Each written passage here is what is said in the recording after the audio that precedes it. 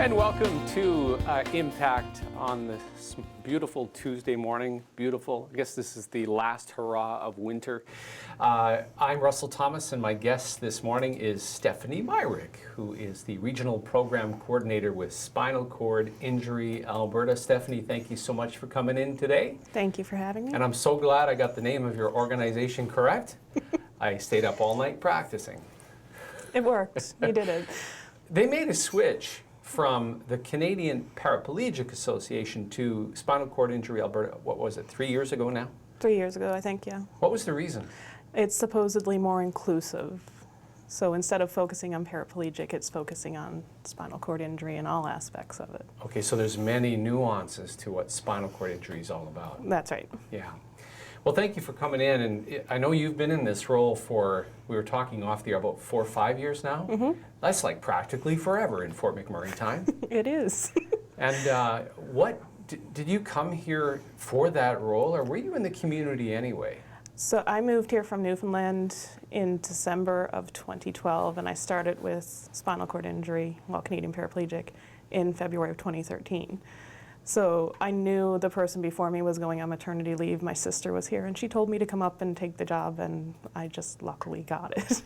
I was a little shocked to hear you were from Newfoundland, only because maybe you become numb to it over the years of being surrounded by so many Newfoundlanders, but I don't hear a lot of the Newfoundland accent in your voice. No, and actually I lived in Nova Scotia for 3 years, and they were totally shocked too. Wow. So. Now, where in Newfoundland did you grow up? Gander. That's way up north, isn't it? No, it's right in the center. Is it? Yeah. But that has an airport or something. It does. Yeah. Is that the airport where all the planes from 9/11 went into? Yeah, it was. Actually, I was there for 9/11. I was in Nova Scotia for Hurricane Juan and White Juan, and I was here for the fires, so I'm thinking it might be me. Crazy. So Gander, tell me about Gander. Because never having been in Newfoundland, is it a big city, small city? What's it like? There's less than 10,000 people.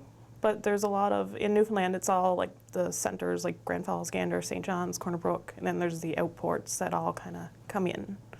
What did your parents do? My dad was a mechanic, and my mom worked at the courthouse. She was a legal aid. So from their influence, or how did you end up in this line of work? I actually went into therapeutic recreation with the intent of working with seniors. And then when I came here and I started with spinal cord injury, it was supposed to be, because I just finished my course, it was supposed to be kind of like the experience gathering. But I got into it and I really, really enjoyed it, so I've just stuck with it. Did you have a sense as a young person that this might be what you do in your life? No, I was going to go into law. Oh, really? I was going to be a doctor. I was actually accepted to start with criminology and go from there, and stupid little naive me met a guy and moved to Nova Scotia. So I'm sure it wasn't the guy that made the switch, but what was the moment when you realized, okay, that's not for me, I got to try something different? It was really just where I was at the moment. My grandmother, she has COPD, and she has both kinds of arthritis because one's not enough. And just watching her, I kind of wanted to move into helping seniors because I'm very close with her. But like I said, I kind of fell into the disability realm and stayed. Did you end up going to university for particular training that brought you in this direction? Therapeutic recreation, which is basically using recreation as therapy. Okay. And coming from Newfoundland to Fort McMurray, although a lot of people have made that journey, that's a big decision. Yeah. How did you come to that decision? So when I finished my course, I was working in a situation where I was working with children who have behavioral issues. And because I didn't have any training as a social worker, I didn't know how to separate myself from it, and it became very draining. So I was talking to my sister, she was already up here, and I said, guess what? I'm coming. And that was pretty much it. I think within a month I'd moved up. Did you drive up? No, I flew. That's a long drive, wouldn't it? So you've been here now, so what year was it, 13 you said? 2012. 2012, Then the 2012. 2013. You're practically an old timer now, and you're a neighbor at the Red Polo Center. Mm-hmm. And tell us very briefly about the work that you do with the Spinal Cord Injury Alberta. If you can generalize it.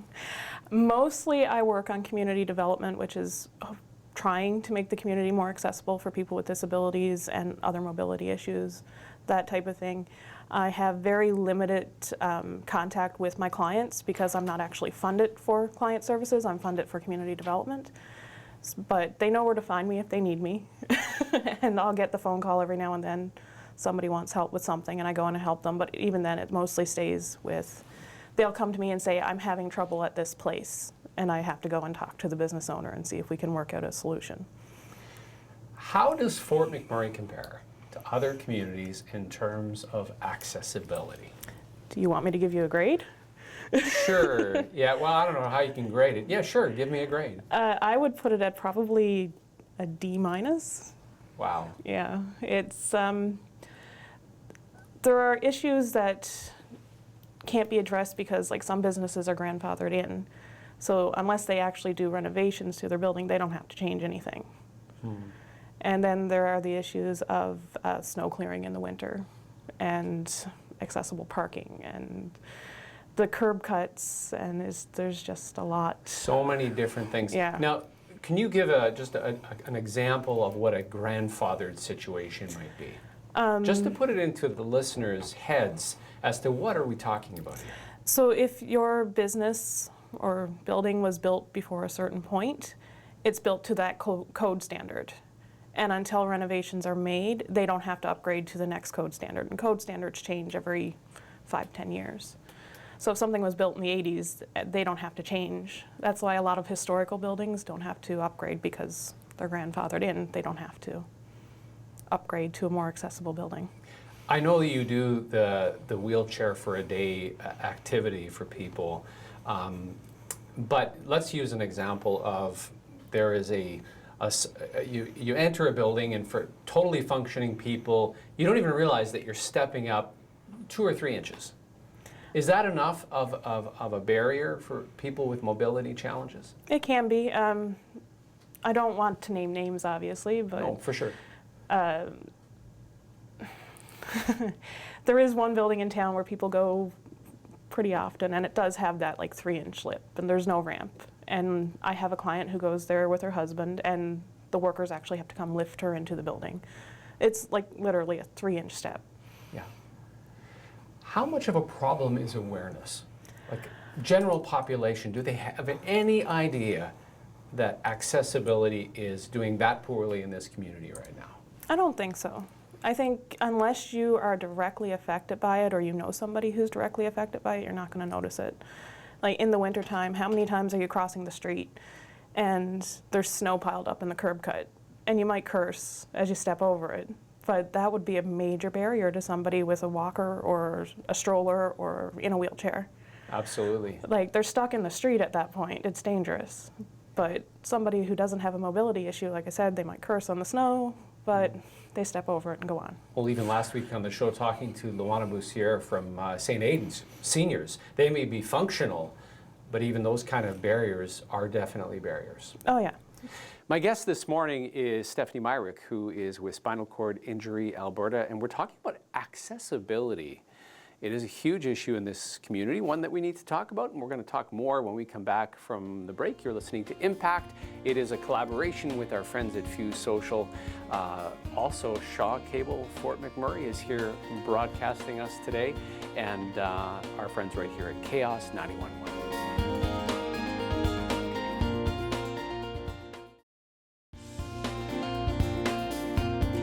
Welcome back to Impact, the show that talks to leaders, frontline life changers, and volunteers working in the social profit sector. And my guest in the hot seat today is Stephanie Myrick from Spinal Cord Injury Alberta, an organization that does a lot of work around accessibility, making sure that those folks that have perhaps mobility challenges can get to where they need to go and do the things they need to do. And as Stephanie has said, that in this community we certainly are not doing great as it comes to accessibility. And I wonder, Stephanie, if some of that is related to the incredible growth curve that we had in the late 70s, early 80s. And I say that because I was in a public institution that shall remain nameless, and I was in the washroom. and there was a gentleman with a wheelchair in there. And as I observed him trying to get out of the washroom, which had two doors, it was a nightmare. But it was a building built in the 80s. Mm-hmm. Is that part of the problem? It is. Code was definitely different back then, and I don't think people with mobility issues were quite so. A lot of them were still in institutions at that point. I think the last one closed in the early 90s in Vancouver. So it was still, they weren't out in the community as much.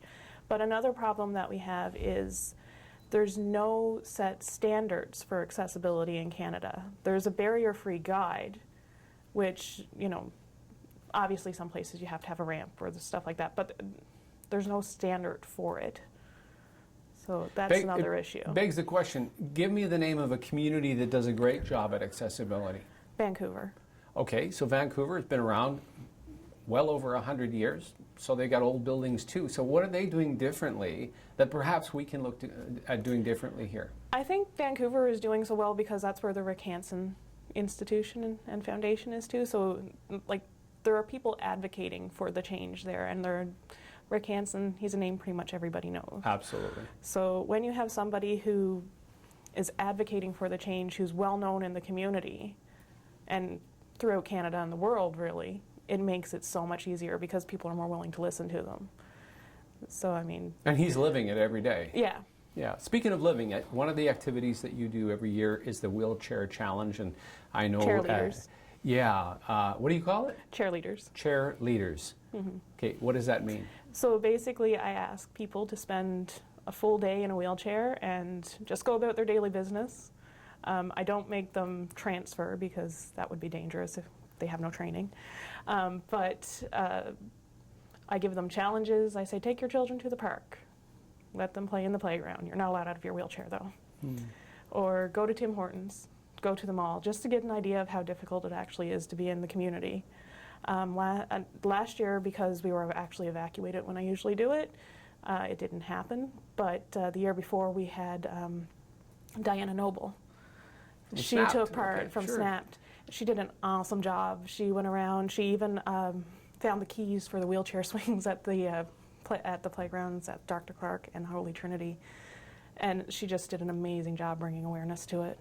Of all the people that you've had do the cheerleaders, is there one or two that had such an eye-opening experience that perhaps it resulted in a significant shift in their perspective?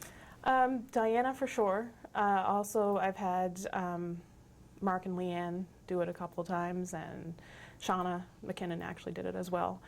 But I think just being in the wheelchair for a day, like, it would give people an idea of, like, this is not as easy as it looks. Phil Maher did it the first year I did it in a snowstorm. But he actually only went from the word is escaping me, the public school district building, down to the provincial building and back up around, but he still did it. So what's the answer? If we're getting a failing grade when it comes to accessibility, where do you think the answer lies? I think it lies in people just becoming more aware, especially business owners.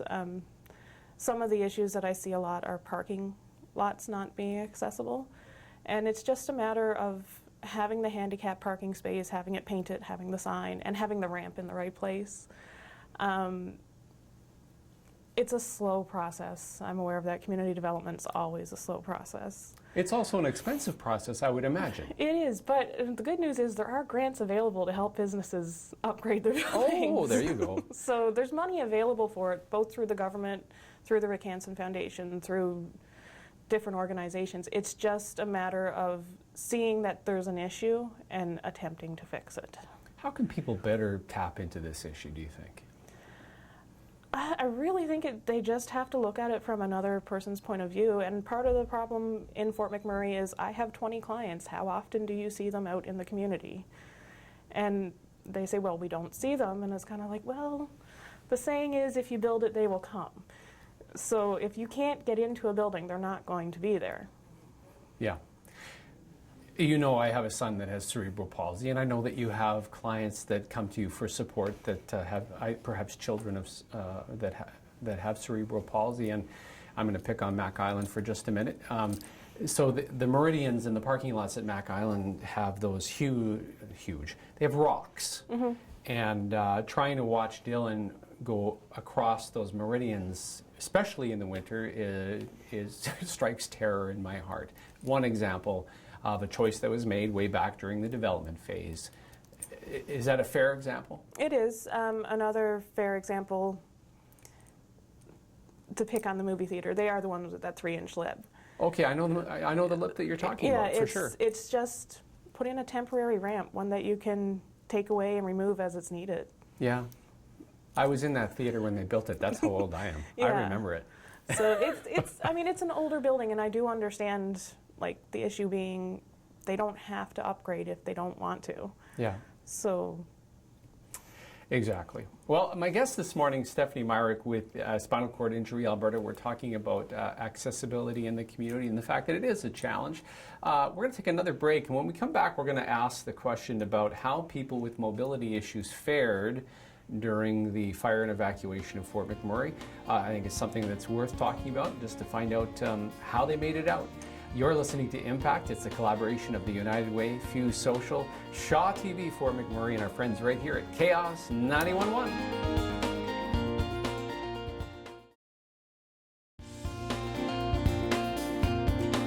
My guest this morning is Stephanie Myrick with Spinal Cord Injury Alberta. Quite a year, Stephanie. Looking back, I'm working sort of on a timeline of what happened in 2016, and it really was, on so many levels, a crazy year. I'm thinking during the fire and evacuation of all the folks that somehow you engage with or have awareness of how people with mobility challenges dealt with that crazy situation. Do you have some sense as to how people fared? I know for the most part, most of my clients did really, really well. They have their families here, they're younger, so they were able to leave like the rest of us. I never really had any stories of anybody experiencing anything really terrible. There were some seniors who got kind of passed to me, and I had to pass them over to Luana. But yeah, other than that, I don't think anybody ended up in camps or anything like that. I think it was pretty straightforward to Edmonton or Calgary. Really a miracle when you consider what was happening. Mm-hmm. You mentioned, Luana, you mentioned the Regional Inclusive Committee. Did I get that right? Yes. You are working, and your organization is working with other organizations to kind of deal with this issue. Mm-hmm. Talk about that process of collaborating, true collaboration. So we meet once a month, and it's a 2-hour meeting where we sit down and we talk about what issues we're coming up with, and it's kind of a back and forth on how we can help each other. We work together on things like International Day for Persons with Disabilities, and if somebody has something coming up, we offer our support. But really it's just to get a better idea of where other people with different disabilities, because obviously what I come across with most is mobility issues. But there's also brain injuries in town, there are people with autism. So it's interesting to hear where they're finding the issues as well, and then we all kind of collaborate to try to find a solution for them. When you look back when you first began compared to today, are you seeing more organizations working together more consistently? It is, and it's really funny. It's always seemed so difficult for nonprofits to work together to get something done, but I think the issue that the organizations that deal with disabilities, or work with disabilities, I should say, come across are so similar that it's really easy for us to work together, because it's better to have multiple voices voicing the same concern versus one. You work at the Red Pole Center, right next door to St. Aidan's Society. Multiple Sclerosis Society is with us as well. How does that physical proximity impact your ability to do things? Oh, it's so easy. It makes things so much easier. If I have an issue, first thing I'll do is I'll run next door to Luana and Sandy and say, so this is what I'm doing. This is what I would like your opinion on. And because they have so many more years than I do in the organization, they're able to give me advice, so it's wonderful. Before, what happened? I figured it out on my own. A lot of Googling.